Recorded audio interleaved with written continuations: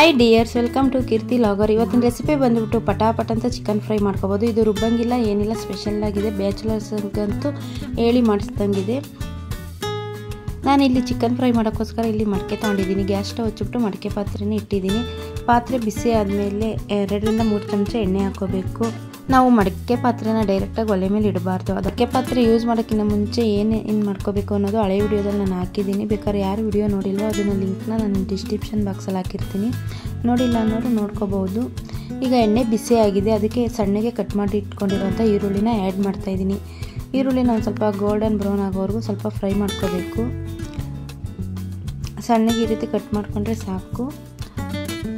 ಮತ್ತು ಮಡಕೆಯಲ್ಲಿ ಅಡುಗೆ ಮಾಡ್ಕೊಂಡು ತಿನ್ನೋದ್ರಿಂದ ತುಂಬ ಆರೋಗ್ಯಕ್ಕೆ ಒಳ್ಳೆಯದು, ಹೆಲ್ತಿಗೂ ತುಂಬ ಒಳ್ಳೆಯದು. ಇವಾಗ ಈರುಳ್ಳಿ ಸ್ವಲ್ಪ ಕಲರ್ ಚೇಂಜ್ ಆಗಿದೆ. ಇವಾಗ ಸಣ್ಣಗೆ ಹಚ್ಚಿಟ್ಕೊಂಡಿರೋಂಥ ಟೊಮೊಟೊನ ಸೇರಿಸ್ತಾ ಇದ್ದೀನಿ. ನಾನಿಲ್ಲಿ 1/2 kg ಚಿಕನ್ಗೆ 2 ಈರುಳ್ಳಿ ಮತ್ತು 1 ಟೊಮೊಟೊ ಆ್ಯಡ್ ಮಾಡ್ತಾ ಇದ್ದೀನಿ. ನೀವು ಜಾಸ್ತಿ ಮಾಡೋದಾದರೆ ಸ್ವಲ್ಪ ಜಾಸ್ತಿನ ಸೇರಿಸ್ಕೊಳ್ಳಿ. ನಾವು ಮಡಕೆ ಪಾತ್ರೆನ ಫಸ್ಟ್ ಟೈಮ್ ಒಲೆ ಮೇಲೆ ಇಡಬೇಕಾದ್ರೆ ಸ್ಲಿಮ್ಮಲ್ಲಿ ಇಟ್ಕೊಂಡೇ ಅಡುಗೆ ಮಾಡ್ಕೋಬೇಕು. ಇಲ್ಲಾಂದರೆ ಜಾಸ್ತಿ ಉರಿ ಇಟ್ಟರೆ ಇದು ಸೀಳು ಬಿಡೋವಂಥ ಚಾನ್ಸಸ್ ಇರುತ್ತೆ. ಮತ್ತು ಟೊಮೊಟೊ ಎಲ್ಲ ಚೆನ್ನಾಗಿ ಫ್ರೈ ಆದಮೇಲೆ ಕಟ್ ಮಾಡಿರೋವಂಥ ಚಿಲ್ಲಿನ ಸೇರಿಸ್ತಾ ಇದ್ದೀನಿ. ನಾನಿಲ್ಲಿ 2 ರಿಂದ 3 ಚಿಲ್ಲಿನ ತೊಗೊಂಡಿದ್ದೀನಿ.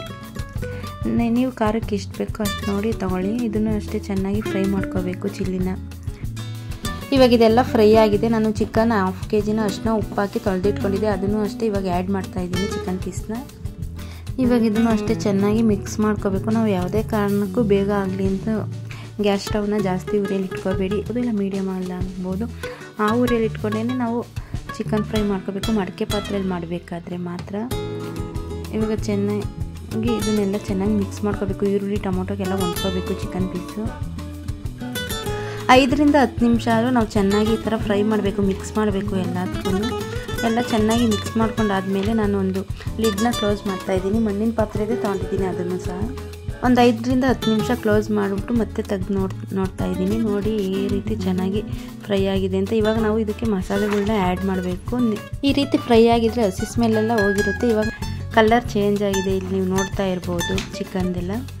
ಈ ರೀತಿ ಎಲ್ಲ ಕಲರ್ ಚೇಂಜ್ ಆದಮೇಲೆ ಇವಾಗ ರುಚಿಗೆ ತಕ್ಕಷ್ಟು ಉಪ್ಪು ಮತ್ತು ಖಾರದ ಪುಡಿ, ನಾನು ಚಿಲ್ಲಿ ಸೇರಿಸಿದ್ನಲ್ವ, ಖಾರದ ಪುಡಿ 1 ಚಮಚದಷ್ಟು ಹಾಕ್ತಾಯಿದ್ದೀನಿ. ನಿಮಗೆ ಖಾರ ಬೇಕು ಅಂದರೆ ಸ್ವಲ್ಪ ಸೇರಿಸ್ಕೊಳ್ಳಿ. ಮತ್ತು ಶುಂಠಿ ಬೆಳ್ಳುಳ್ಳಿ ಪೇಸ್ಟ್ 1 ಚಮಚ. ಇಷ್ಟನ್ನು ಹಾಕಿ ಚೆನ್ನಾಗಿ ಮಿಕ್ಸ್ ಮಾಡ್ಕೋಬೇಕು. ಚಿಕನ್ಗೆ ಹೊಂದ್ಕೋಬೇಕು. ಆ ರೀತಿ ಚೆನ್ನಾಗಿ ಮಿಕ್ಸ್ ಮಾಡಿ.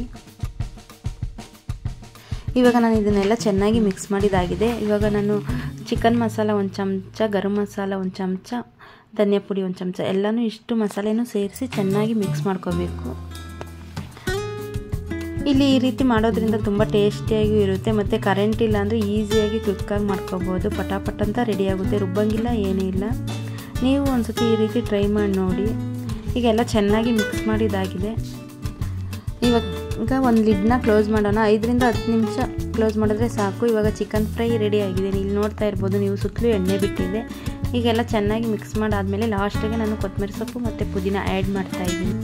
ಸಣ್ಣಗೆ ಕಟ್ ಮಾಡಿಬಿಟ್ಟು ಸೇರಿಸ್ತಾ ಇದ್ದೀನಿ. ಇವಾಗ ಇದನ್ನೆಲ್ಲ ಚೆನ್ನಾಗಿ ಮಿಕ್ಸ್ ಮಾಡ್ಕೋಬೇಕು. ಇವಾಗ ರುಚಿಯಾದ ಚಿಕನ್ ಫ್ರೈ ರೆಡಿಯಾಗಿದೆ.